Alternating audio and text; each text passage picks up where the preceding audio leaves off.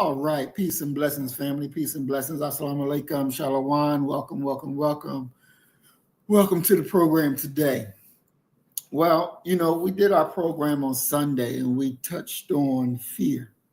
And so after I saw what I saw today, that made me understand that I needed to come back on the program and talk a little more in depth dealing with fear.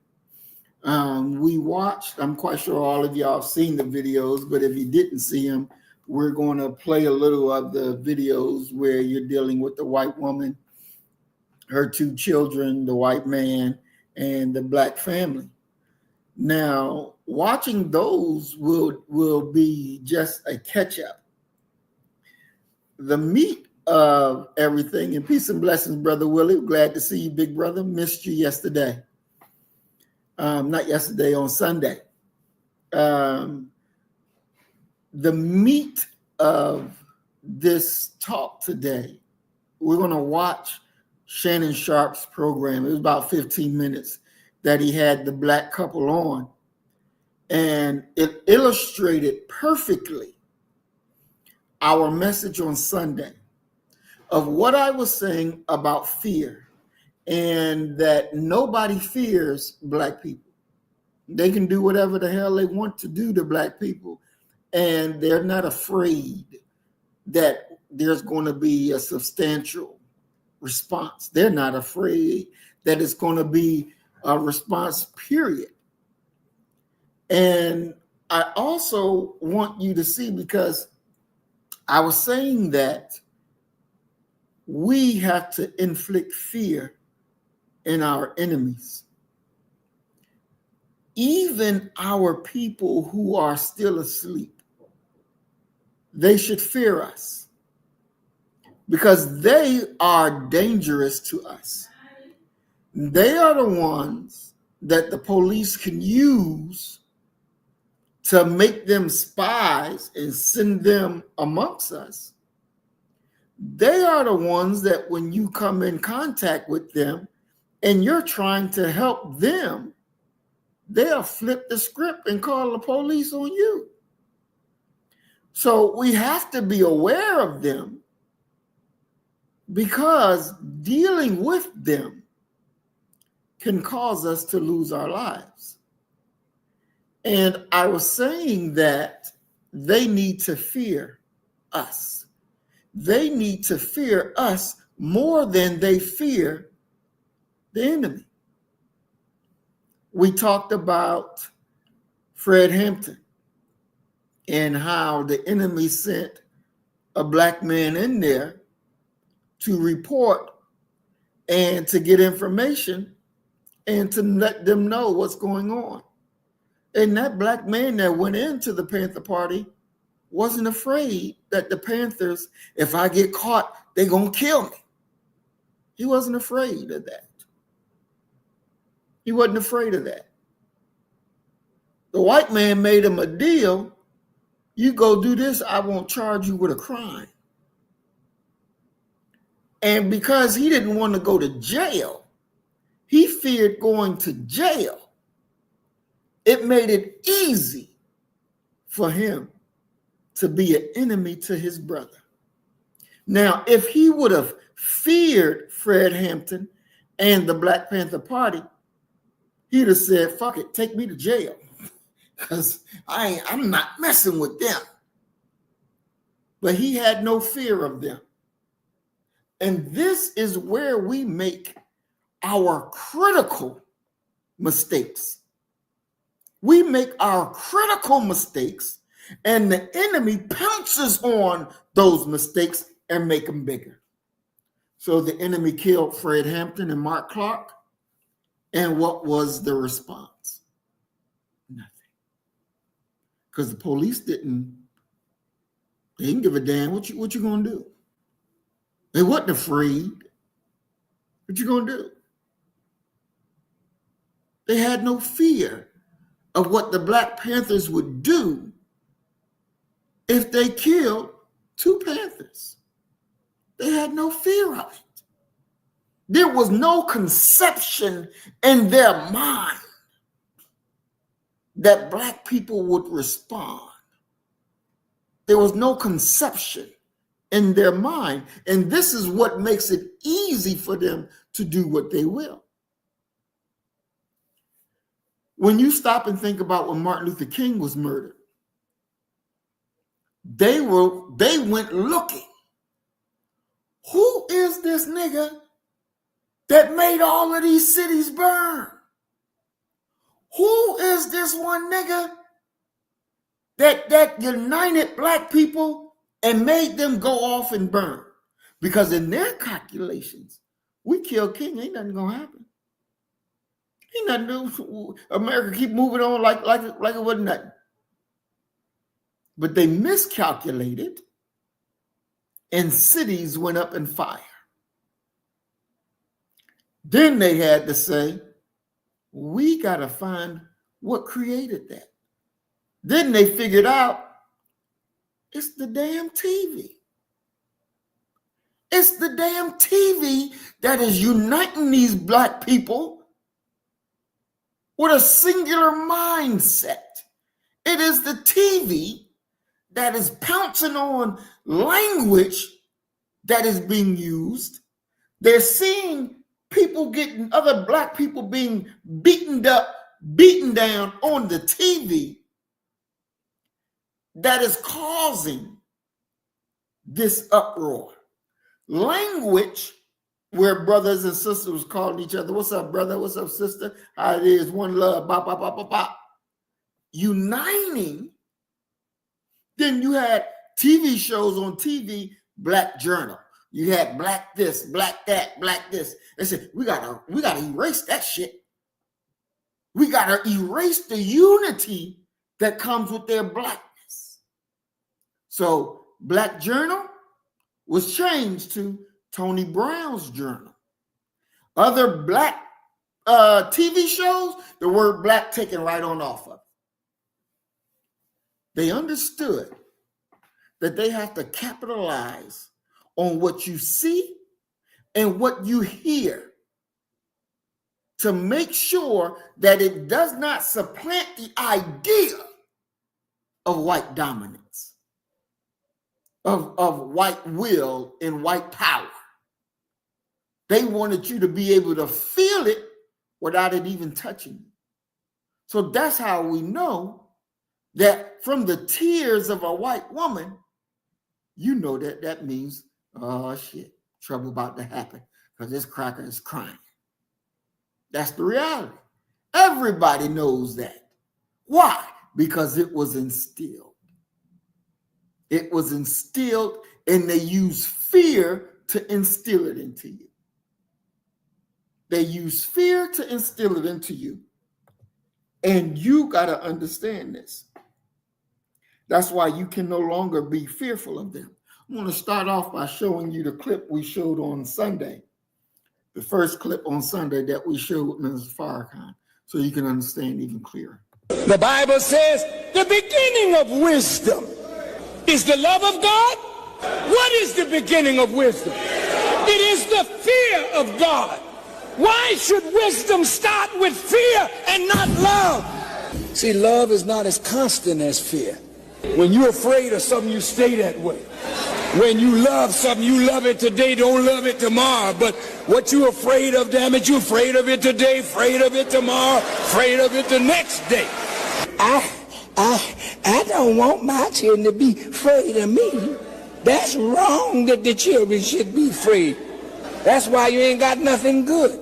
But the white man made a good nigga out of you. I say it again, he made a good nigga out of you because he made you scared of him and you're afraid of him right to this moment. We have it in our lessons. He put fear in them when they were little babies. Why do they fear now that they're big men? Because he taught them to eat the wrong kind of food. It is only when fear is present that you can train a child. Not when love is present, but when fear is present. Now, again, as the minister said, he made a good nigga out of you because you're afraid of him to this very day. He put fear in you then, and to this very day, 2025, you still afraid. And we got to get over this illogical fear of this enemy. Now, the first video we're going to show, and my daughter Freedom is the one who sent me this. The first video we're going to show is the first interaction between the white woman and the black man, and then the black family. And then, her husband pulls up too. But let's watch this first one to just make sure everybody's on the same track of what we're talking about. Then we're going to go into one more video, and then we'll hit Shannon Sharps. Because when they do this interview with Shannon, and you get to hear for yourself exactly what I'm talking about and how this illogical fear must be destroyed. But let's listen. Let's recap. This is the first video.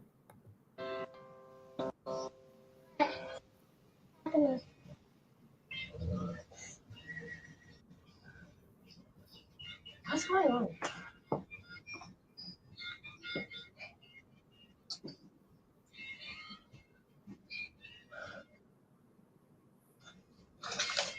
Do you live here? Yeah. You do? Papa. I don't believe that. What? I don't believe that. So what are you doing? Corey Coin. So she told the black man, I don't believe you live here. Takes the children, start running.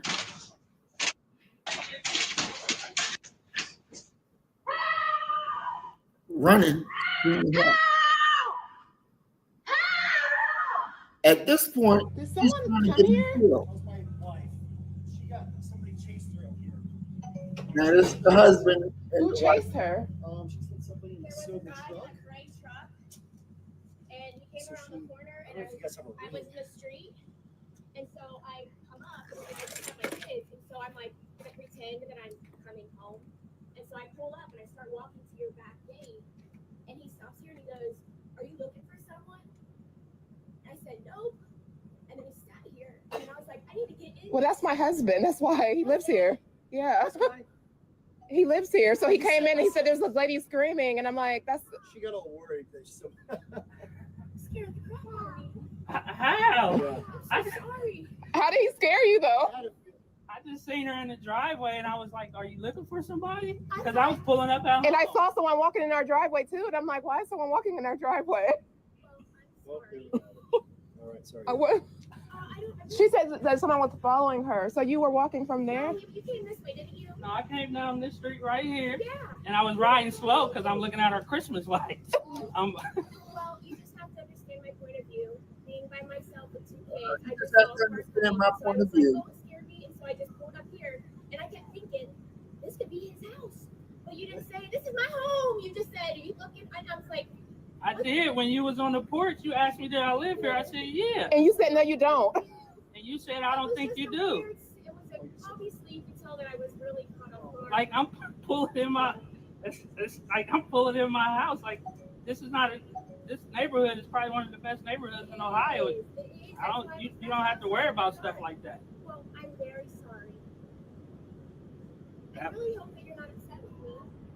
Come on, baby, go in the house. I- Let's go. You told me that I didn't. You said you didn't think I lived here. It was That- the way that you were talking. I was so caught off guard. I'm so sorry. Now the husband tells the wife, the white man, he tells his wife, "Oh, we ain't gonna sit up here and argue with them. Come on, let's just get in the car. Let's get in the car." Right? So he feels as though we've said enough. You heard what the hell we said. It's over with. Because who are you to tell me whether how you felt or not? It doesn't matter. Like the white woman said, no, you got to understand it from my position. I got 2 children. Your position don't trump my position. This is my house. Now, understanding when this cracker takes off and starts running, at that point and screaming, help, help, she's trying to get him killed. She's trying to get him killed. Calls the police and everything. She's trying to get him killed. That's on her agenda. That's on her mind. Now, she released the video. And we're not going to go through the whole. Peace, everybody. You're now tuned in to the All Viral Access Media Show. We're not going to go through her whole video, but we will watch parts of it. Because I want to get to the meat of the program today. So let's listen to her for a little bit. The furthest thing from a racist. I will, however, apologize that my expression could ever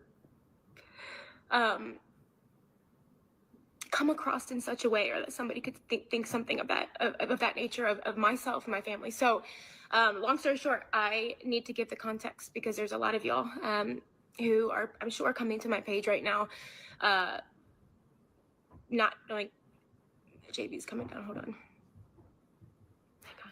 He says, this is my house. And I said, I don't think that it is.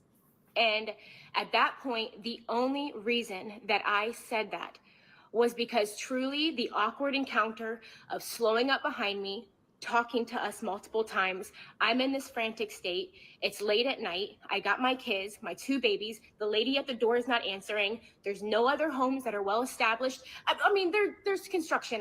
It's a corner house. I'm just thinking, oh my gosh, I'm on the front porch. This truck literally is halfway up the driveway. And I was like, my radar was like, nope, I don't think that this is your house.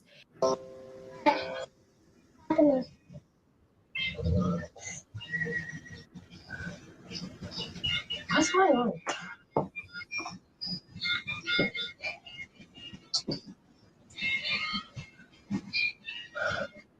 I'm just, because we already saw that.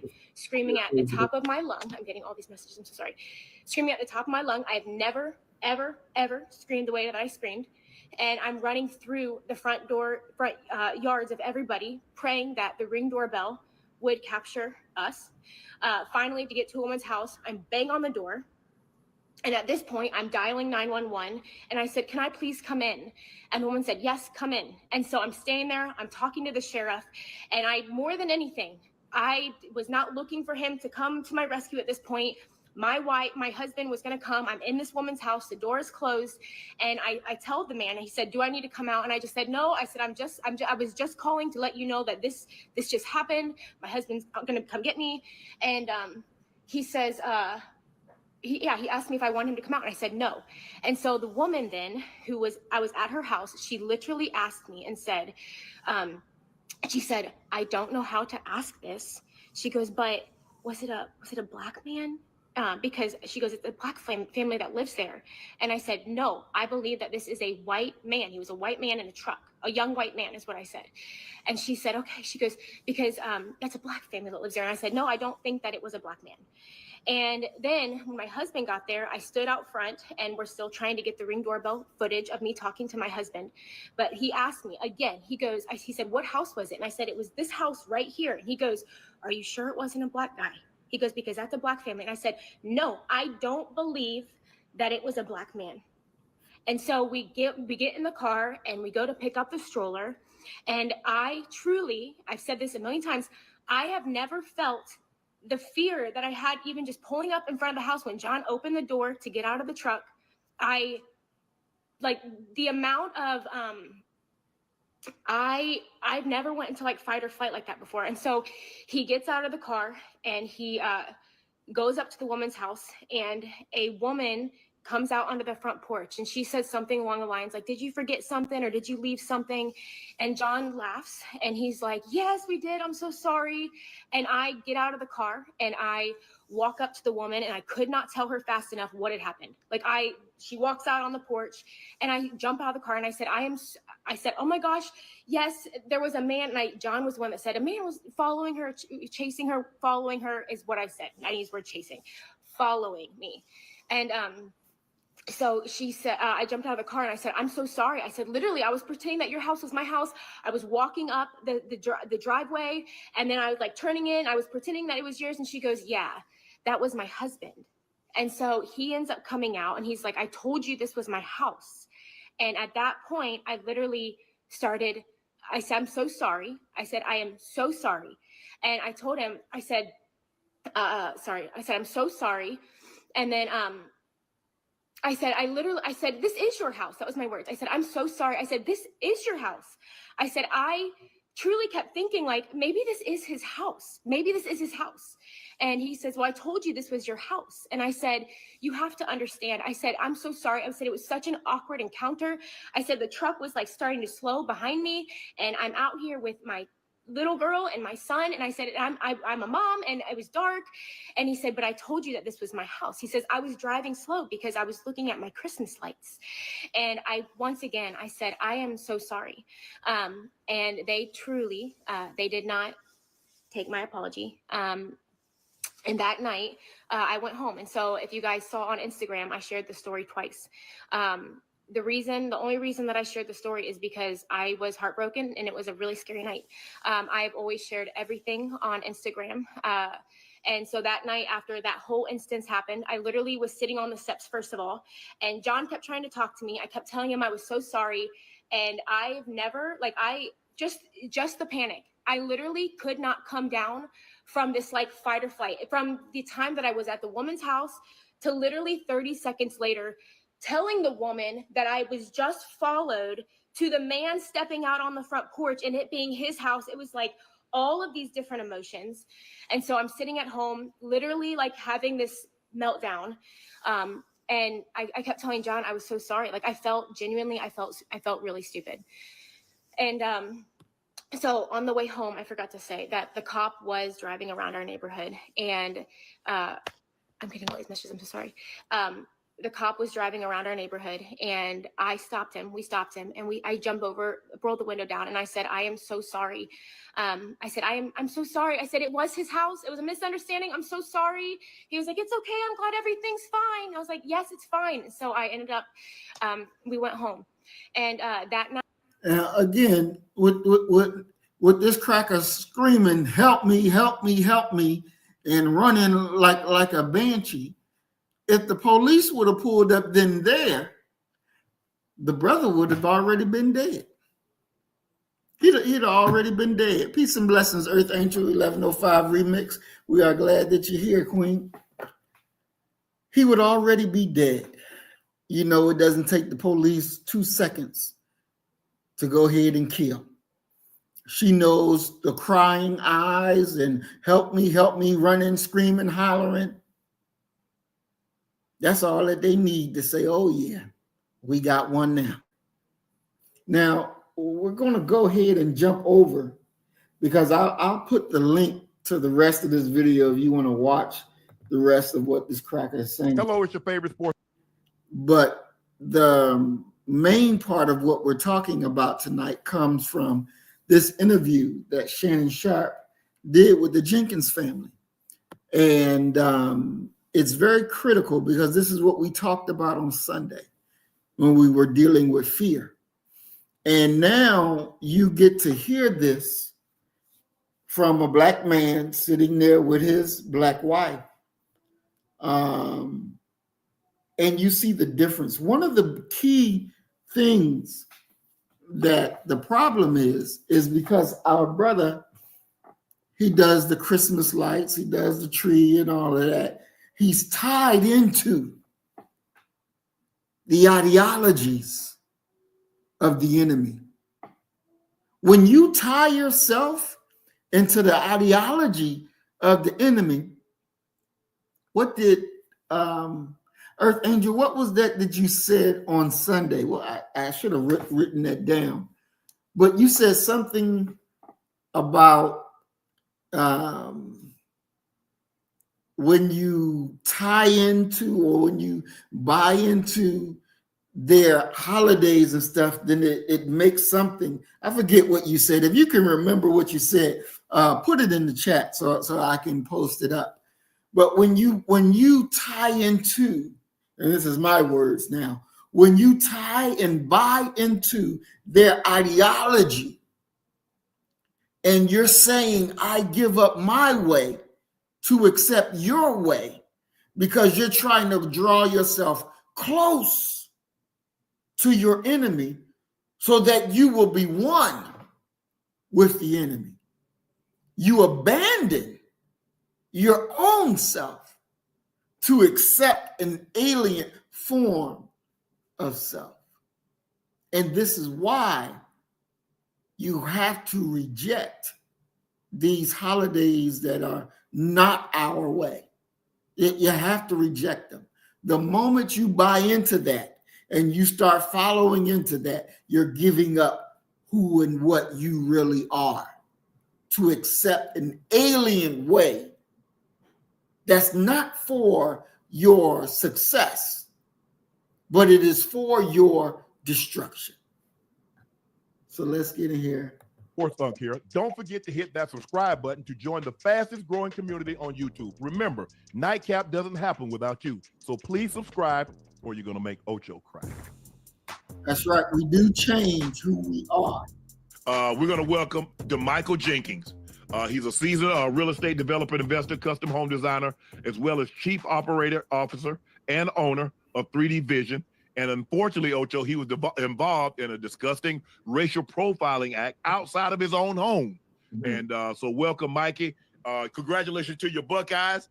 Well done. I know you I'm surprised you ain't got on your Buckeye shirt, but congratulations to your Buckeyes to you. And I think that's your wife? Yeah. Congratulations, ma'am. Thank you for joining us. Mikey, if you can, go back. I know it was in November, and here we are in late January. If you can recount the events as you remember as vividly as you possibly can. Yeah, I can remember. It wasn't too long ago. I was leaving one of my real estate job sites in the inner city, wrapping it up for the day. It was about 5:15. Took me about 45 minutes to get home. So I'm proud to go home. Shannon, something I want you to know is when they say it's a affluent neighborhood, it's one of the most wealthiest neighborhoods in Ohio. Wow, congrats. And my house is the best house in the neighborhood. That's what I'm talking about. Because Come on now. I designed it from scratch. I'm an architectural designer. I bought the land, I financed the land, designed it from scratch, and I built it from the ground up using all my resources. So proud to come home. I'm pulling up, checking out my Christmas lights we just put up for the holiday season. And there happens to be a lady in the driveway with 2 kids. So I don't think nothing of it. Kids coming in and out my house all the time. I got kids, got a family over here. I don't think nothing of it. I think she's looking for the front door. I say, hey, are you looking for somebody? She doesn't answer. She then proceeds to go to the porch. So I'm like, okay, so she's probably coming over. So I pull in the driveway. I'm about to park. And she rings the doorbell and comes to the front of the front porch and stops me and says, do you live here? And I said, yeah, I live here. She said, well, I don't think so. So I said, well, what are you doing here? She says, I don't think you live here. Picks the kid up, drops the stroller, hops off the porch, starts running, and I hear screaming, yelling for help. At that point, now I'm in fear. I'm in fear because I know what we face as Black men in America. So I rush to the garage, park in the garage, coming out. Now listen, he said, as soon as she starts running and screaming and hollering, he said, now I get scared because she's running and screaming and hollering. You also heard him say, when he pulled up, he didn't think nothing about it, that it's a white woman that you don't know with 2 children that you don't know, that you think, oh, they must be going in and out the house. I got children going in and out the house. Man, we don't let no damn somebody come in and out of our house and we don't know who it is. And you're damn sure you don't let no white folks come in and out of your house and you don't know who it is. You're already weakened, and now you're stressed because now you're afraid. Because you got this cracker running, screaming, help, help, help. And now he says, now I'm afraid now. Fear makes you be illogical. Fear will not allow you to be the man you're supposed to be. So now he's going into his house and he's afraid. And he's afraid. Earth Angel says, we subconsciously begin the change and give up our authentic self. It becomes a generational thing. I believe she knew he lived there, and like Satan, she was trying to get in the house. I agree. I agree with you 1,000%. She knew he lived there. She knew he lived there.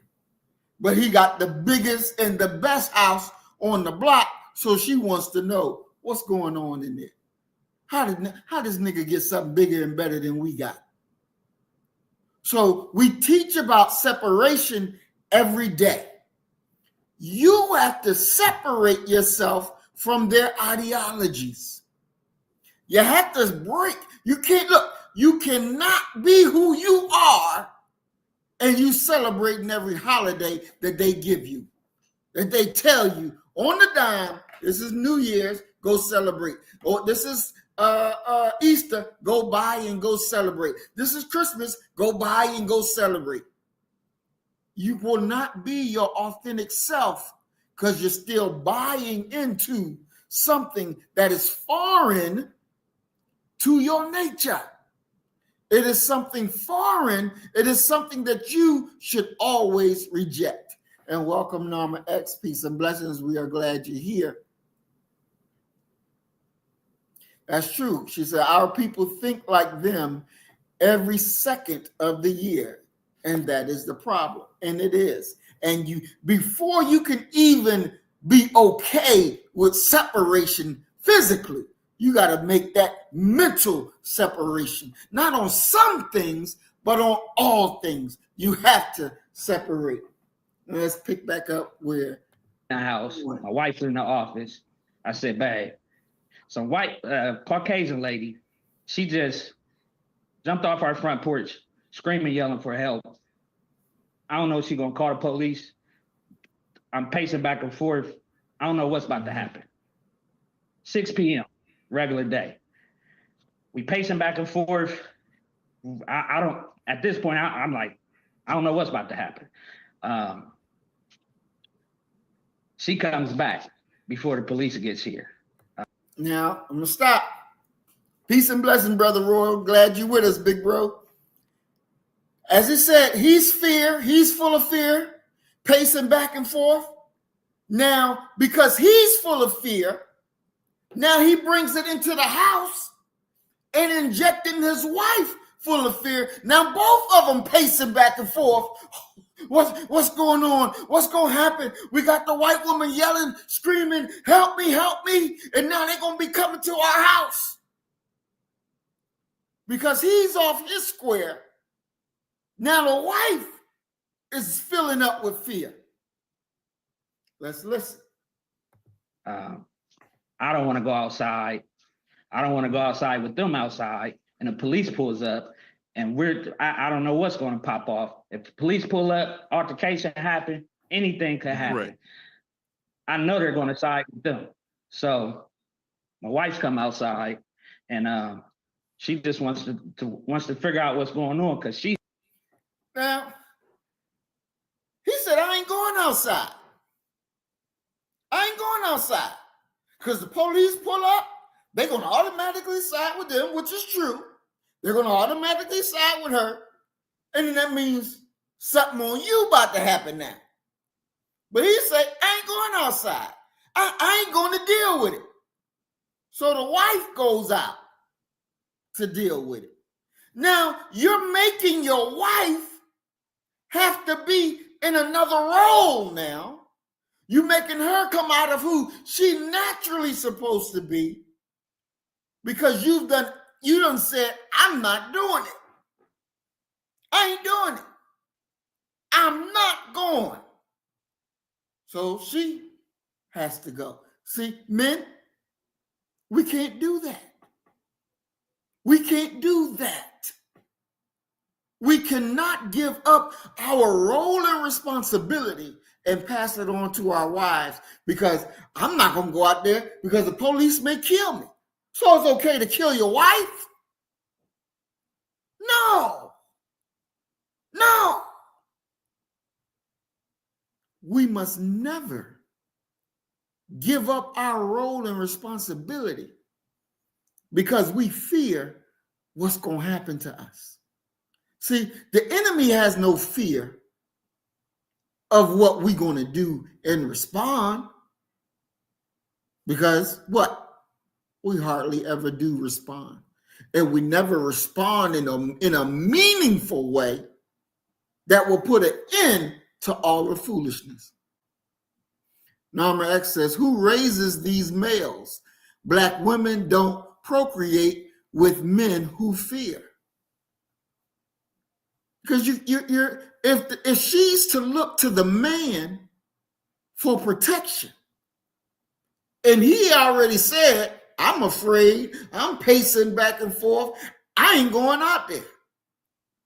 So she has to get up and go out there. Nama says the only person a real man fears is the creator. And that is true. That's 100%. Let's pick up with the video. She's in shock. And I'll let her say how she ended up coming outside or whatnot. Okay, when he came home and he said, there's I was going to ask you. He ahead. comes into the house. He says, babe, there's a white lady standing on our porch. She's running, yelling, screaming. I don't know what this is about. And so what's going through your mind when he explains what he just encountered? I was in my office working and I'm confused.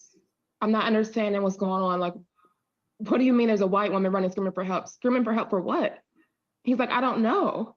And immediately my heart dropped. I'm like, walking and pacing back and forth. Like, okay, just wait. Okay. Well, what happened? Nothing. I was just pulling in the house. And I'm like, what is she screaming for? He's like, I don't know. And I'm like, are you, what? What? And I keep opening up the door because I feel like the police is going to come here.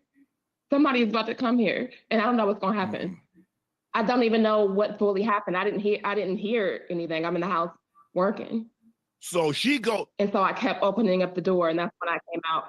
So she did end up calling the police. She did end up calling the police. Yes. Okay. So let me ask you a question. So we gotta understand it is so critical because hubby is full of fear now. The wife is afraid now, but somebody got to go to that door because they both know somebody is coming. Somebody is coming to this house because you got a white woman running, yelling, help, help. And the wife don't know what the hell was going on because she wasn't out there. But the one that was out there, he's scared to go to the door. We have to understand this is wartime on every level. On every level. And we cannot shrink from our duty. Earth Angel says, this is a big lesson. We have always stayed connected by working, helping each other. It is like a sheep stray too far away. Norma says, too much working, too much music instead of being one, instead of being be one. That is exactly right. Earth Angel says she knew they lived in that home. Oh, most definitely. Most definitely, she knew who was there. Let's pick it back up. Now, this happened in November. The video just recently got released. What caused you guys to release? Because I'm glad this is on Ring camera. Because you're absolutely right. Had this not been captured on camera, on video, we already know the story that was going to be told and how it was going to be spun. But you guys had it on camera. What made you guys finally decide to release it? Well, I actually released the video in our community Facebook group. Oh. We have a community Facebook group, about 500 or so people, and ever since I've been like, we've been shattered, we've been upset, it's so many different factors and so many different feelings. So many different feelings. I put the video in our community Facebook group to share what happened. And it took a lot for me to do that. And then we woke up and the videos everywhere. You know what's funny? It's one thing to experience racial profiling in public. In public, I'm sure we all have stories where it happens in that setting. But for it to happen in your own home, I mean, it can be unsettling. It could be uncomfortable, especially when it comes to a place that you call a place of peace. Yeah, we can all get away from, from the outside world. Has that affected your sense of security and trust in the neighbors? And have you reconciled in any way with the neighbor who caused these issues? Of course, there's a lack of trust. Of course, it makes us feel unwelcome and unsafe. We have 2 boys, and he leads our family. He protects our family. So to know that we can't go walk the dog, or someone looking at us is what's going to happen. It's a lot of weight. It's a lot of pain, and it's a lot of emotion. I can still. And he's desensitized to this. I still hear it in your voice. So of course, not once have we got. I thought the next day maybe there would be some flowers at the door saying, not once has this person reached out to us to give us a sincere apology. Wait, whoa. HOA. I reached out to HOA immediately after it happened. Nobody said anything? Immediately after it happened, I reached out.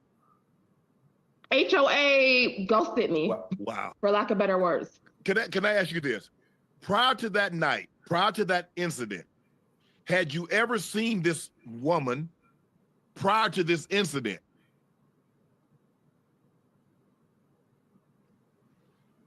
I've been in the neighborhood for 3 years. I built the house from the ground up. I know the developers in the neighborhood. I lived in the front of the neighborhood while I built the house. I walked to the job site every day. So have I seen her eye for eye? No. I've walked by her house and seen them on the front porch. So when they came, I didn't recognize. Go ahead, ma'am. Go ahead.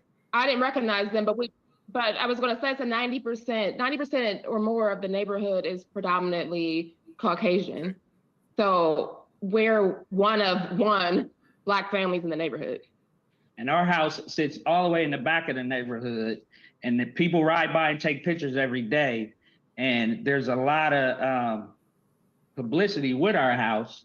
So it really was, it was shocking, but they stay to themselves in the neighborhood. Let me ask you this. When you walk up and you ask, what can I help you with? And she says, is this your house? You say, yeah. And she says, I don't believe you.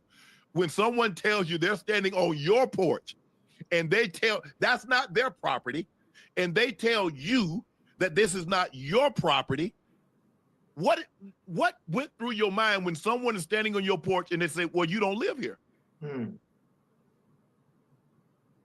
Well, that's when I was battle tested as a Black man, as a man that had been to prison, that's, had to transition and learn how to put pride and ego to the side and control your emotions. Okay. That's when that kicked in. That was the ultimate battle test. Because in my mind, I said, the audacity of her. That was in my mind, but I had to control my emotions in the moment because I knew where it could have escalated at. I'm thinking, well, what if she had a gun? Correct. Would she have been running, or would I have been running? Is this a situation, because now she said, well, you have to see it from my point of view. No. Now, I want to stop it right there, because the moment that she said to him, well, I don't believe that this is your property. If it was me, I'd have been like, bitch, I don't give a fuck what you care. Get the fuck off my property. Period, point blank. Now, he said says, well, I didn't know whether she had a gun, and I don't know whether I needed to start running, but I wanted to get a check of my emotions. So what you did is, after she said, well, I don't believe that you live here. And then his response was, well, what are you doing here?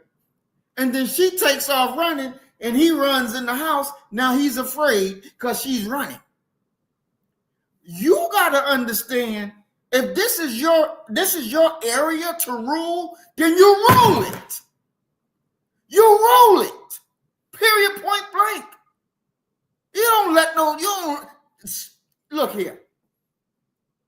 We do not give up what's ours because the enemy is standing on it. And then see you shrink. Because what are you teaching your wife? And what are you teaching your children? And it's like Norma X said, they need to come here so we can teach them. So we can teach them. Because they need to be taught. They need to be taught. Earth Angel says she wanted in the house. She was going to sue them and break up their family. She definitely wanted in that house. Ain't no ifs, ands, and buts about that. Wasn't no ifs, ands, and buts about it. Let's see. I don't need to see anything from your point of view when you stand on my porch. But for her to say, well, you didn't say, well, I really live here. I live here. I don't have to identify myself. This is mine. Why do I have to tell you who I am when you standing on my property? It took everything out of me, not to get out of character. And especially when they came back. She brought her husband back. He was real standoffish. I was scared to go outside, but I sat on it. I was listening. I said, I can't let my wife sit out here with these people. What if the police pull up? Correct. So, I went outside and I just had to make my face known. And I had to let them know I do live here. A Black man does live here. I did build this house from the ground up. I did design this house. I had to show my face. And as soon as I came outside, you could tell they switched it all the way up. Let's get out of here. Let's go. They switched it all the way up. When the police arrived, what did the police say? Okay, what was the side of the story that they told the police? And then what was the interaction once the authorities arrived? I hid in the house. I didn't talk to the police. I'm not about to come out there with them. Those police might gun me down. So you let your wife? I hid in the house. So you let stop. And brother say, when the police finally did come, I hid in the house. I hid in the house. Shannon said, so you let your wife go out there? I hid in the house. What in the world? What do you mean? See, this reaffirms the idea that we can do anything we want to them and they're not going to respond properly. He gonna hide while his wife go out.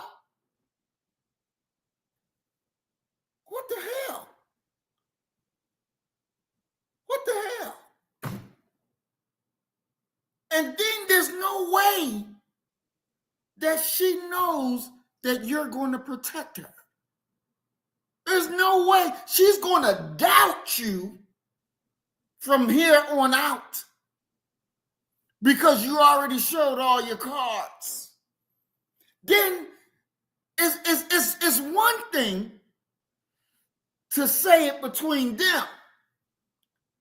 And it's another thing to come before the world and say, I wasn't going out there. I hid. I was scared, so I hid. I wasn't going out there. This makes even more Black men targets, Black women targets, children targets, because the crackers sit up there and look and say, Oh, yeah. I thought this is what they were about. I thought this is what they were about. And they said, there's one. Let's go pounce on it. Let's go pounce on her. Let's go do this. Let's go do that. It emboldens them to be even more savage in how they treat us. This is why we have to turn that narrative around. This is why they have to fear us. Because you're looking at what fear has destroyed this black man. Destroyed him. And he has no problem coming before the world and saying, I'm not who I'm supposed to be. Let's listen. Let your wife I'll handle let her handle that. She can Okay. tell. What? Yeah. I made a report. I made a police report. It was emotional to make a police report because we all know what happens when you call the police. So I had to think to myself, do I go outside? It's dark. Do I let them come inside? Do I sit up? Do I stand down? Do I let my son stand here? How do I explain this to him? And even explaining and sharing that this lady racially profiled us. She ran from her house screaming. There's no telling what people can think. My son came home from work, who's 17, and said, Mom, what if I was taking out the trash? What if she had a gun? What's going on? Why are the police here? That's crazy. Hey, But I knew I had to make this report. Hey, despite there's no way in the world all that pressure should have been on that woman. No way in the world. No way in the world. But when you give up your role and give it to the woman to go out and do, now she got all that pressure. She got all that on her, breaking her back. Hey, Brother Willie, he's no man at all. He's a male. He's still a boy. He hasn't come up to manhood. He doesn't have that hood of manhood on his head. He doesn't understand nothing about it. He's given up that role. despite the difficulties of the situation you've been through, have you guys, or are you guys moving forward with reclaiming your sense of safety, being that it is home, and in any way, despite them not, giving sincere apologies or letting you know that we welcome you here in our home, especially HOA and the neighborhood sales, do you still have hope and motivation to keep sharing your story from this point on for others that might encounter these situations in ways they can prevent things from happening and being able to de-escalate those situations? 100%. I have nothing against their family, but I grew up dealing with this all the time. So we still have to live here. They live 2 streets over. We have to ride by each other's house. I'm okay with being cordial with riding by each other's house. Have no issue with them. The issue is getting the word out here and letting my situation and what I've been through and what I've overcome be inspiring to people in the world, people that look like me. So that's the space I'm in, and I'm thankful for God because I didn't ask for her to show up on my porch. This is God's movement here. This is God telling me the people need to hear your story. You need to inspire. You need to tell people what's going on and use this so that hopefully this won't happen to the next person, or the next person that comes across a Karen situation, they will know how to control their emotions. Because us as Black men, especially young Black men, we struggle with that. We struggle with that impulse, with that acting. We think irrationally and we never think rationally. Now, he said that it's going to inspire Black men to be able to do what he did. This was not inspiring. This was not to be a coward. It's not inspiring. To lay down your duty, your role, your obligation, it's not inspiring. You didn't do what you should have done. Exactly, Brother Roy. It's weak. It is weakness that he showed. And I welcome Earthman to the program. Peace and blessings, Earthman. We're glad you're here with us, bro. Weakness. Norma says that dude needs less hours in his office job, needs to spend at least 1 week at the NOI or with any one of us out here. And that's true. Because he has not yet been made into a man. He has not yet accepted his role and his responsibility of manhood. He has not. And he doesn't even realize that he has not. In his mind, because he's married to the enemy's ideology, he believes he did the right thing. But he did the wrong thing.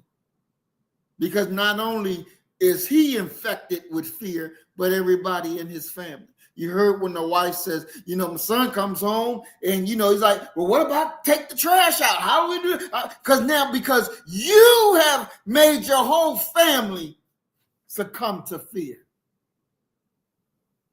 His whole family has succumbed to fear. Earth Angel says, okay, we need him to help grow. Shannon Sharp ain't no role model. He's going to get caught up if he don't change his ways of thinking. And that is true. And that is very true. And we're going to deal with this further on in this video because Shannon gives him some comments that in Shannon's mind are right, but they're not right. And we as Black men cannot follow those examples, those ways. We just cannot do that. Because what you have and what you see here is a person getting smacked upside his face and saying, okay, you want to go ahead and do the other side. And that's not our way. That is not our way. So I'm here to inspire people. I'm a real estate developer. I build houses from the ground up, single family houses. But I thought that moving into the most wealthiest neighborhood in Ohio, that this was the right thing to do. But maybe my focus needs to be building communities that's for us and by us so that we can inspire people that look like us. We can build a community that's for us. Can I ask you a question? You said something very interesting. You said she lives 2 streets up from you. So you mean to tell me she went 2 streets out of her way to... Now, I wanted to say this because he hit the key when he says, now I want to build for us. So now he's getting in his mind, we don't need to be living amongst these white folks because there's no safety here. Even though our dollar says we can afford it, but there's no safety here. They don't respect our dollar. That dollar that we have in our pocket doesn't even make us equal to them. So now he's starting to see, maybe we need to separate. Maybe we need to get away from these people. Now he's starting to talk with some intelligence because he has to separate. He will never be able to secure his family in a place that he's afraid of. He'll never be able to do it. They will always live in fear. He has to come up out of there now. They have to come up out of there now and come back home and build communities for us where you ain't got to worry about that foolishness. He's learning. Let's pick it up. To try to find out who lived in this home, not on your street, not on your block, not on your street, not on your block, not next to you, 2 streets. It's 2 streets up, but she's all the way north. We're all the way south. It's multi-million-dollar houses back here. The lots are big, so it's 2 streets, but it's still, we could go 30 days, 60, 90 days without seeing each other. So she went out of her way. Let me ask you this. She issued an apology. She also said that she reached out to you and tried to apologize multiple times, but she hasn't had a response from you. Did she try to apologize to you in person, or was it through this video that you guys have seen? She has not tried to apologize to us in person, via phone, via knock at the door, via a phone call, via email. No, only the live videos. Now, apparently, if we were to believe what the report says, that this woman has a history going back as far as 2018 of creating these situations and then making herself out to be a victim. Have you guys seen that? Have y'all seen any of those reports that's being circulated? I have not seen that. I have not seen. Can I ask you this? I want to ask you this. Have you thought about, since your privacy, your security, have you thought about potentially even leaving that neighborhood and going elsewhere? Or you saying, nah, y'all not going to run us up out of our home? 100%. I've been in Ohio my whole life, and I face racial discrimination at its highest peak. I'm a stereotype person, tattoos, dreadlocks, a man that's in the professional world, in the real estate development world, that you don't see too many minorities building multi-million-dollar homes. It doesn't happen here. So we 100% have thought about moving to another state, taking my talents elsewhere, building a community, to going places where we could be surrounded by more people that look like us. Man. So let me ask you a question. What was your relationship with the neighborhood? Did you have any interaction with your neighbors, like to the left of you, in the front of you, to the back of you? What's the neighborhood like? I know you mentioned it's a very affluent neighborhood. There are wealthy people that live there. You mentioned $1 million homes. What's the relationship with you in the community other than with this said individual? So it's the wealthiest neighborhood, and they got a saying that once you reach a certain tax bracket, race doesn't matter. That's a lie. So it's a lie, but people say that. People say that. So everybody out here, majority of people out here, they walk every day. They take pictures of our house. You see how he said, there's a saying that once you get to a certain tax bracket, race doesn't matter. Everybody like, nah, that shit ain't true. That ain't shit. But he thought it was true. He thought it was true. But it ain't true. No matter how much money you got, the enemy always sees you as an enemy. Brother Roy says, building houses from the ground up don't make no equal to the devil. And that is true. That is true. Number X says, I don't like how he makes educated black men look. But this is a lesson. Not all men with big money, the high value men that social media tells you. Money does not necessarily make anyone high value. And that is true. And Earth Angel 1105 says, they have a community neighborhood watch. She knew who they were. Your children aren't safe. And that is a fact. Them children are not safe. They say hi. You can ask people in the neighborhood. Those people are not friendly. They don't say hi. They don't take too many walks. They don't walk their dog. They stay in their house. They are standoffish. So the neighborhood is friendly. But I don't know about them. She said something very interesting. We participate in. Go ahead, ma'am. I was just going to say we participate in community events, and for the most part, the neighborhood is friendly. She posted videos after this happened, and the neighbors brought it to us because they put 2 and 2 together. So that's how we even found out that they knew about it. She mentioned to you, as you was walking up, you have to see her point of view. She's walking her kids. It's late at night. If you're that afraid, why are you out at night walking your kids if you're as afraid as you say you are? Did that cross your mind? Like, well, if you say you're afraid, why are you out here in the dark by yourself? You're married, your husband's not with you, and you got a small child. So it can't be that dangerous. You can't be that fearful of your life if you choose at night to walk a child. It's 6 o'clock in the evening. Okay. It gets dark early, but yeah, we thought about that. Of course, I wouldn't be outside walking with no. Yeah. No, not at all. Especially if you have been through things or whatever. Like, I'm not walking at night. Period. Oh, that's crazy. It's as simple as that. And as soon as someone tell me that's their house, all bets are off. Okay, if you're scared, then you walk home. That's it.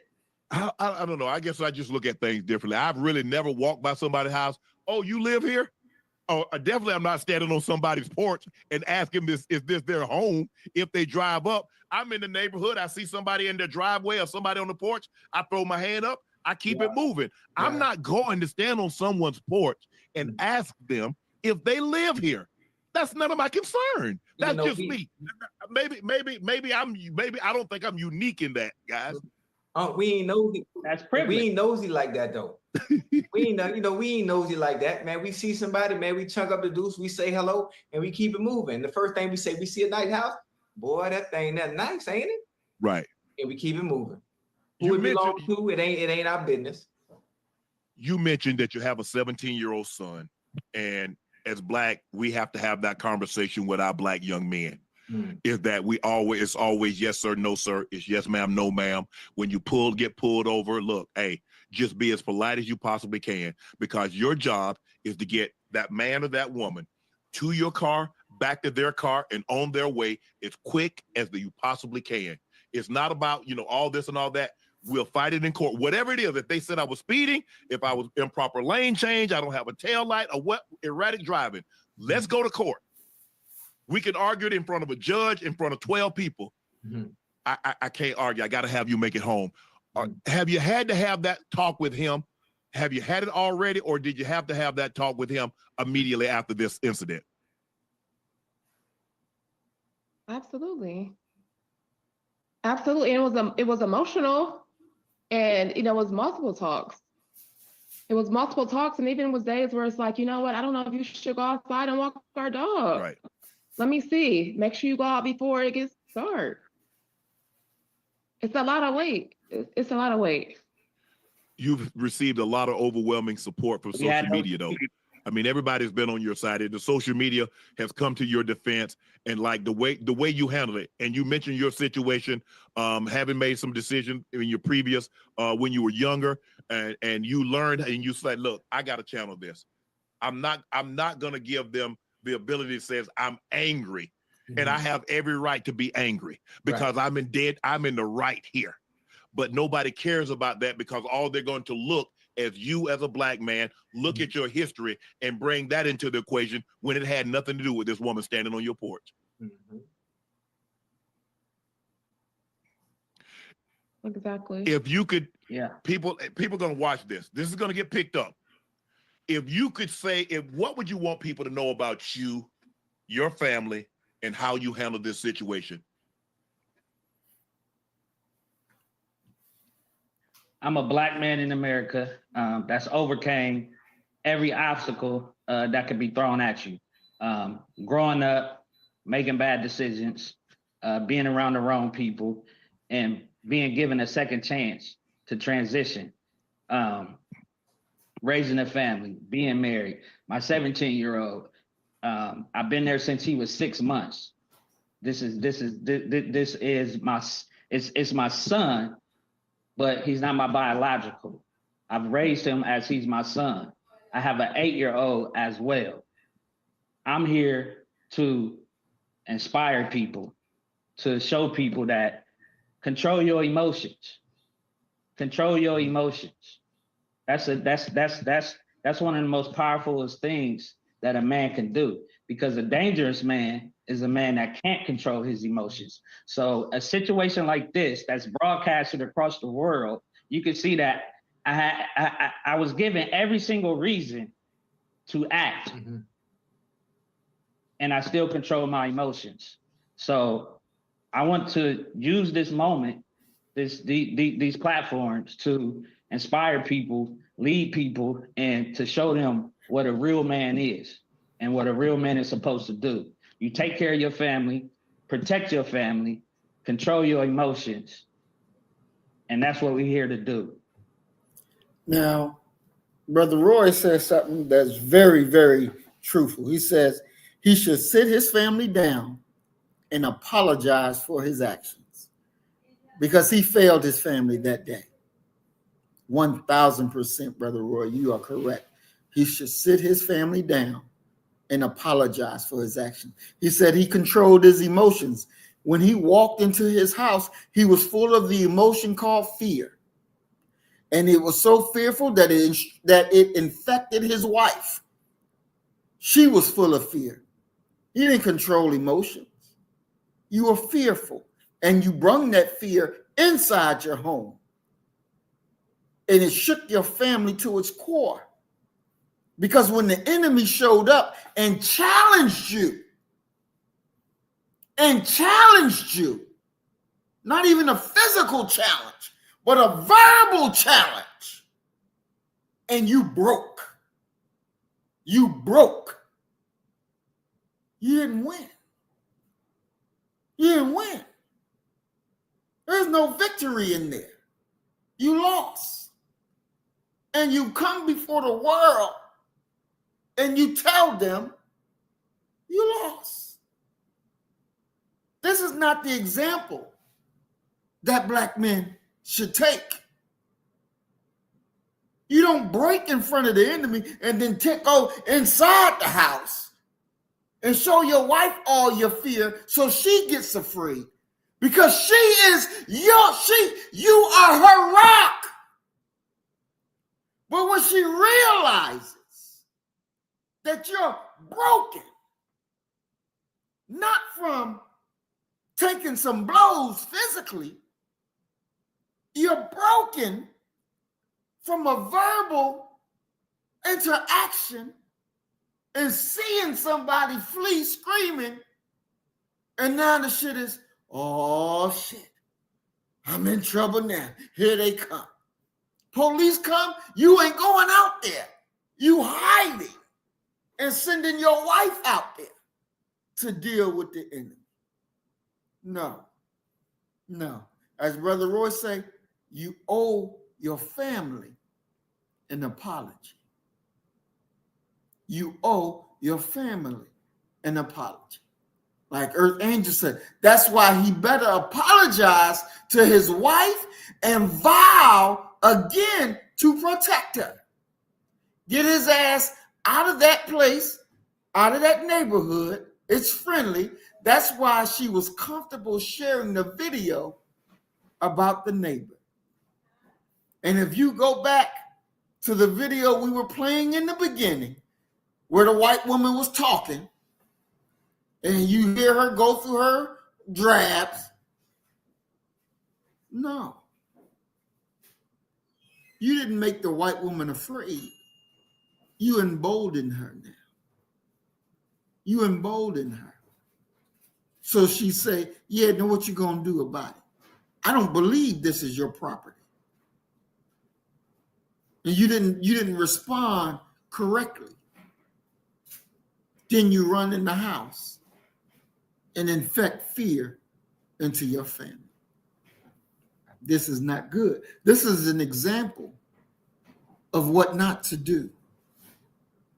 This is an example of what not to do. This is weakness. This is the weakness that the enemy has injected into you. See, in the enemy eyes, you's a good nigga. In the enemy's eyes, you are a good nigga. Because you're not going to challenge me for authority. You're going to do what the hell I say. Because you're married to the enemy's ideology. And you will always be weak when you're married into the enemy's ideology.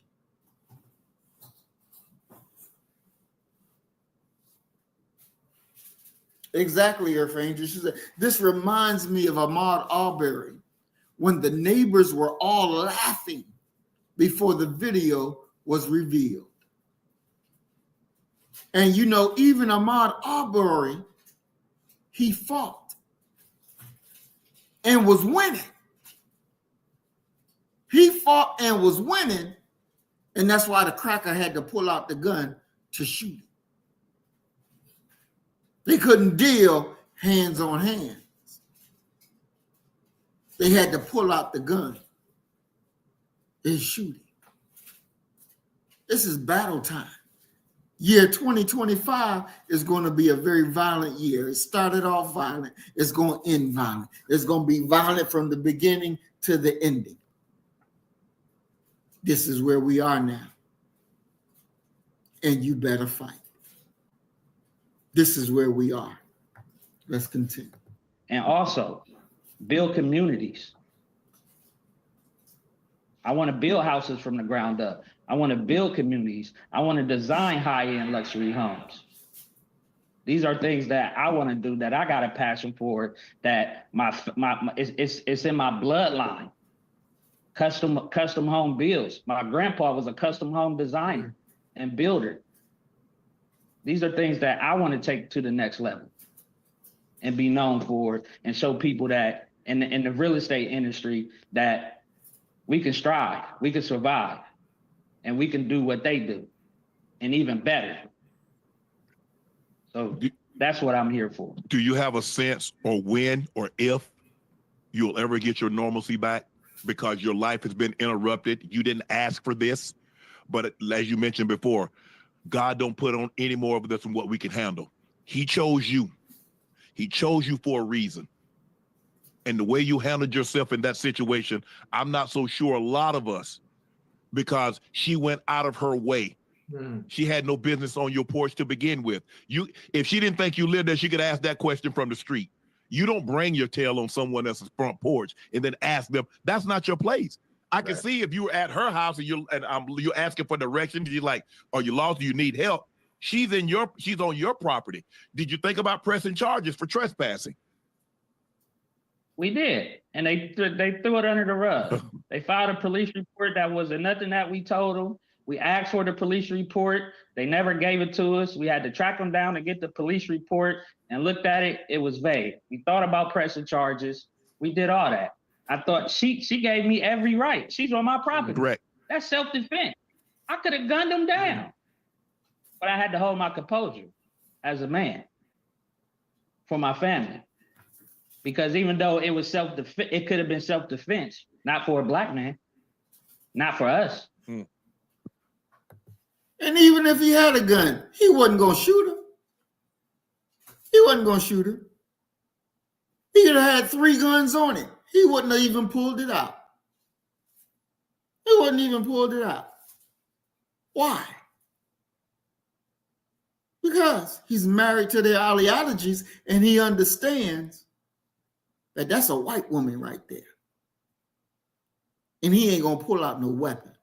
And even when the white husband showed up, and he said, he was acting standoffish. So you didn't even want to deal with him. This is an example of what we cannot be like. That's what this is an example of. This is the perfect example of weakness. This is the perfect example. And no matter how you want to wrap it up to make it look like, oh, you did the right thing. You didn't. You did the wrong thing. You did the wrong thing. And you made your family more unsafe. Period, point blank. You made your family even more unsafe. And your wife, her security is shattered because you're her protection. And she saw you break, not because you were outboxed, not because they had clubs and stuff, but because the words of a woman broke you to your core. So much so that you hid and sent her out there to do your job. And she wasn't the one present. You were. This is a lesson. Now, the most important lesson that he learned, you got to separate. You got to come out from amongst them. Because there's no safety in them. Because you got the biggest house and you out there in the most exclusive neighborhood that it brings you safety. It doesn't. It doesn't bring you safety because you're amongst people who don't like you, who don't want you, that your very presence is a disturbance to them. No, she doesn't, Earth Angel. Earth Angel said, as a woman, his wife doesn't look too happy with him right now because there's no way that she can be. There's no way that she can be because he is her protection. He is her cover. She understands now. It's her against the world. It's her against the world. And so I would hope that our brother would find his way this way. I would hope that our brother would see this video and understand that you have to be black first. You have to give up the mindset of your enemy. You have to divorce yourself from their ideologies and their ways. You have to put on the real manhood that God, our God, desires for you to have. This is a wake-up call for you to accept your own and be yourself. We cannot be ourselves being married to the ideologies of our enemy because they don't make you great. They make you weak. They make you weak. It gives you false ideas fulfilled, and you think that you got something. You think that you are somewhere, and you're really not. Because you're married to a set of ideologies that are no good, that they are death itself. And we have to break with that. Continue. Wow. DeMichael, thank you for sharing your story with us. We really appreciate it. You handled that thing very well. To your wife, what's your name, ma'am? Brittany. You and DeMichael handled it very, very well. I'm not so sure very many people would have handled it with the class and with the poise that you did. You did everything right. And even though you did everything right, it seems like everything has gone wrong. She was wrong for coming onto your property. The authorities seem to be wrong for how they've handled this situation. Hopefully you get the clarity, you get the judgment, the respect that you deserve in this situation because you did everything right. And seemingly as of right now, things have gone wrong. Hopefully, the Nightcap family, everybody that's in this chat, we're praying for you that you get your sense of peace, you get your sense of normalcy, and you get everything that you deserve back tenfold. Because just talking to you, you're a good man. Brittany, you're a good woman. Y'all a great family. Yes. And you're doing the right thing. So I tip my hat to you for the way you handled this situation, and continue to be blessed. God's going to continue to bless you because you're a good man and you do great things for the community. And I want to thank you, Ocho and I, Nightcap family, want to thank you for sharing your story with us. We greatly, greatly appreciate it. This is going to go out and you're going to get an outpouring of support. Yes, sir. And it still wouldn't be enough for what you guys went through. But I thank you for sharing your story here with us on Nightcap. Continue to be blessed, continue success, and we'll talk to you soon down the road. Now, as Shannon, lumped on them praises to them. And the reality is you didn't do the right thing.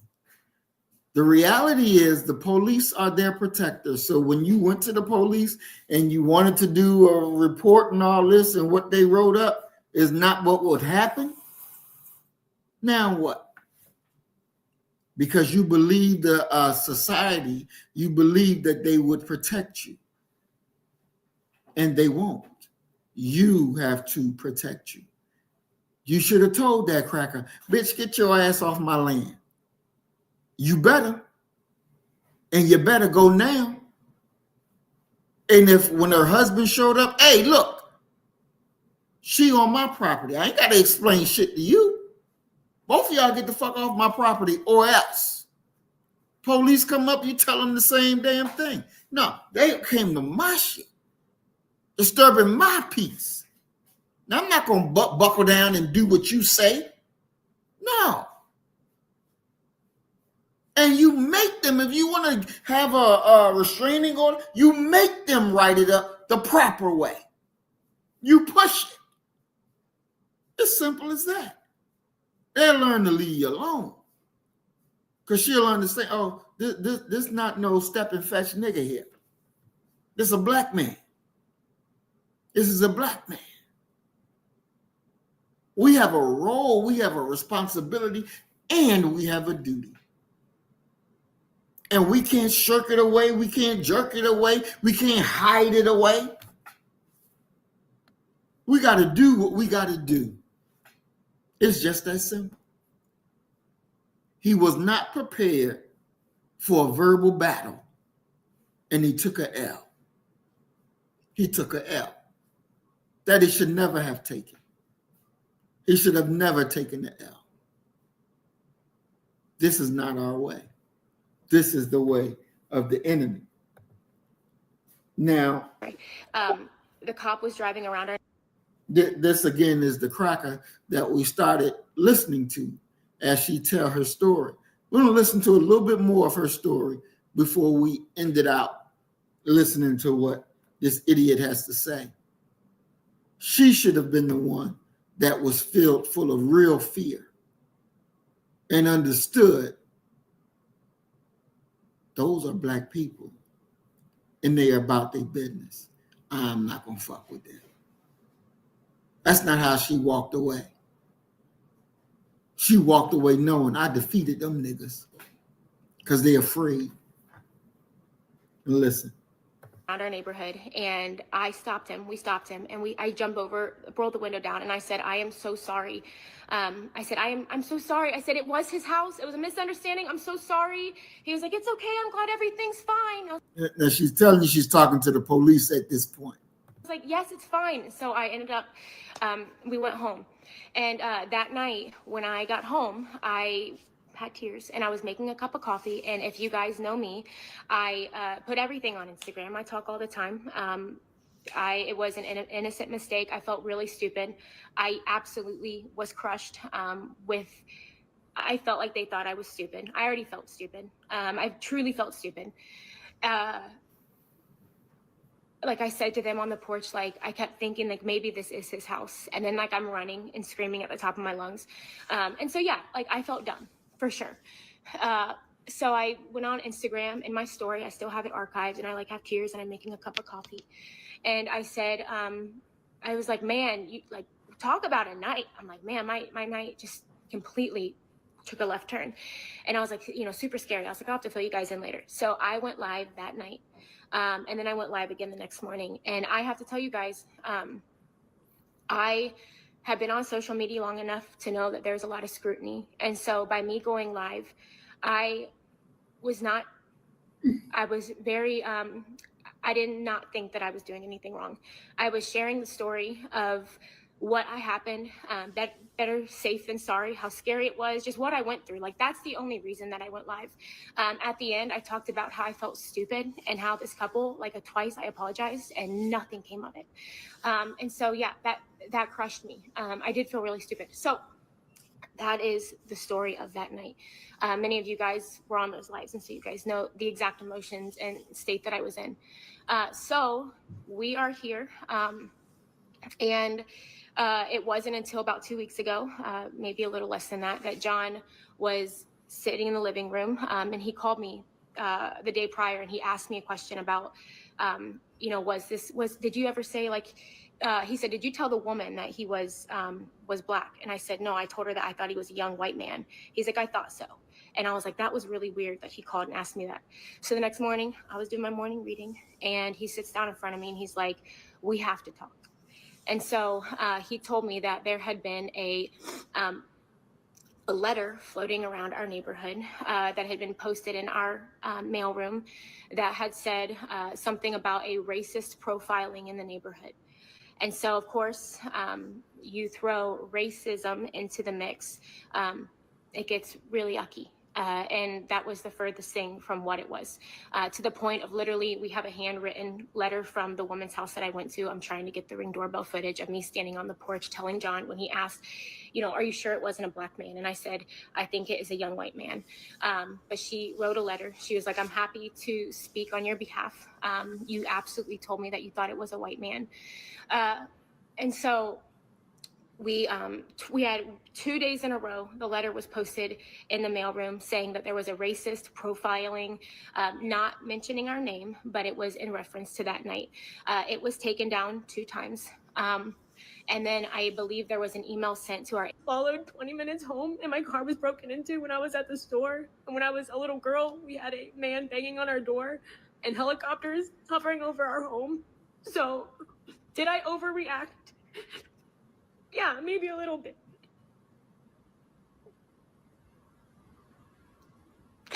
But I showed up at the door and I said that I was sorry 2 times. People are going as far as saying they're not genuine apologies, that I'm out to get them for whatever reason that is. I don't know how it could be twisted that way when I literally thought he was a white man. So I knew it wasn't going to stop there, but the Facebook page stuff was deleted. Not me ever asking for any of it to be deleted. I made a public apology to them through the video to a whole Facebook page of almost 500 residents in our neighborhood. And then I posted in the comments multiple times when people were just saying, like, disgusting and just tearing down our family's name. I once again came on and I said, if there's ever an opportunity to reconcile, like, I will. I'm so sorry I could have ever offended you. And so I've absolutely apologized multiple times. It's not been accepted. So now I woke up today and John starts sending me screenshots of people going on all of my social media channels. And I had to make my pages private.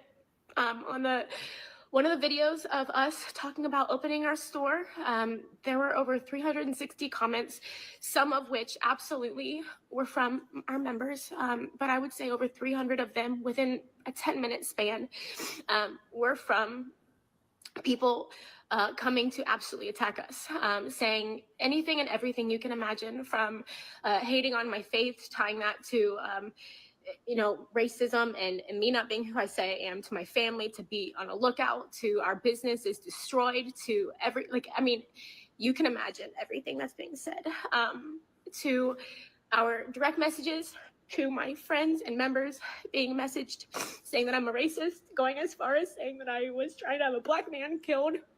And that was commented a few times. And you were. To people texting me personally, calling me a racist pig.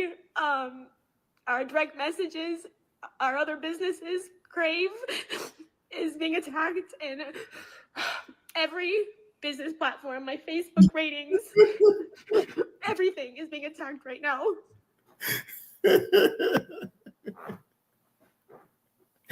All right, I want y'all to get to see this cracker in her fake crying. No damn tears done drop out of her eyes yet. This is the battlefield. This is the battlefield. This is what it is. Our brother didn't do right, but he's leaving with the right thought. Now we need to water that thought to make sure he follows through on that thought. His family is not safe up in there. It ain't. Because he didn't do the right thing. Let me tell you. They tell you about the laws. Oh, we got the justice system, and don't be no vigilante. Don't take the law in your own hands. They want you to believe in a system that does not work. They want you to give up your right to defend yourself. They want you to lie in wait for them to pounce on you and then do nothing about it.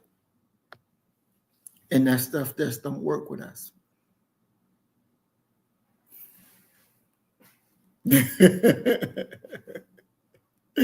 It was a good one. It was a good one.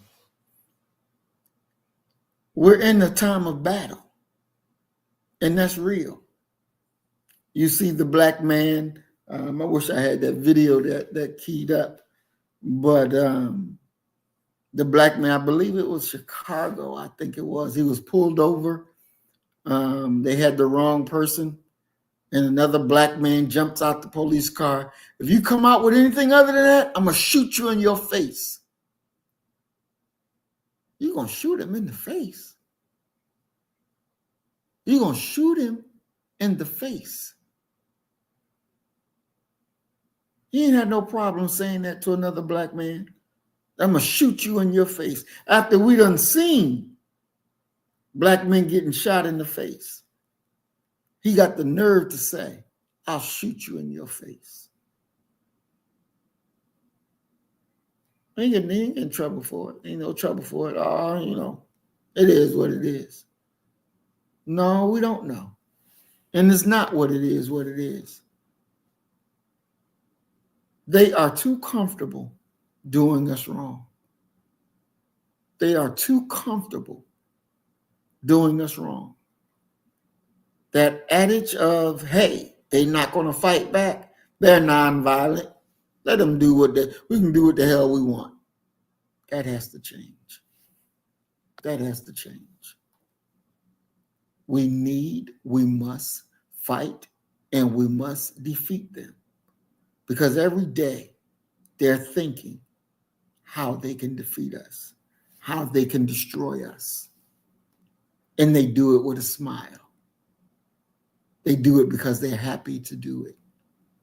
When you're dealing with demons who don't believe you have a right to live, that you don't have the same right to breathe air, that your children don't have a right to grow up in peace. This is what they think. Now the question is, what are we going to do about it? What are we going to do about it? We can't do what we saw him do. We got to be men. We got to be warriors. We got to handle our business. See, that's why we say, when we whoop enough ass, everybody will get in line and do right. This is why we say we have to put fear in them. We have to put fear in the enemy. We have to put fear in those sleeping niggas around us that the enemy can use to destroy us. We got to put fear in them. We got to put more fear in them than they have of the white man. It's just that simple. It is just that simple. We are too easy of a target because they believe we won't do anything back. We're in 2025. That nonviolent stuff, you can't be nonviolent when you're dealing with an enemy that is violent to the core. You can't be nonviolent because they will eat you up. They will eat us alive. and go back and play with their children. We can't be nonviolent with demons who are set to our destruction. This is where we are. This is the time we're in. It's wartime. And we have a duty to uphold. It's just that simple. It is just that simple. When this video gets sent to the night crew, Shannon Sharp, don't strike the video. If you disagree with what was said, then let's have a sit down and let's talk about it. But don't strike the video. Let the video remain up. Because just as our people need instruction, they need the right instruction. They need the proper instruction. And to tell our people in an age of violence to be nonviolent, to be a pacifist, to go along to get along, that ain't the right message. This ain't the right time for that message. Our God has never meant for us to be nonviolent against our enemies who are killing us daily. This is the real deal. This is where we are. And we have to do what we got to do. So don't strike the video. Let it be up. Let it play. This is commentary. This is teaching. And this is the right way. Because we are Black first. We are Black first. When they see you, they don't see a rich man. They see a Black man first. And they're going to deal with you according to not your riches, but the color of your skin. That's how they're going to deal with you.